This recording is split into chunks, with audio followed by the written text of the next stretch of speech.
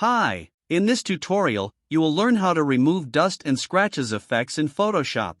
Let's get started. Select the image layer. Then press Ctrl J to make a copy.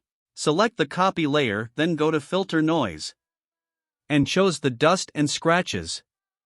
Make the radius value 10 pixels and the threshold value 10 levels, then press OK. Take the layer mask, then click Invert.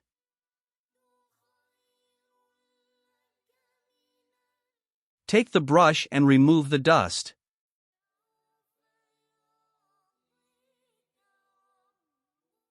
Let's check the before and after. Please like the video to support us and subscribe for more tutorials. Thanks for watching.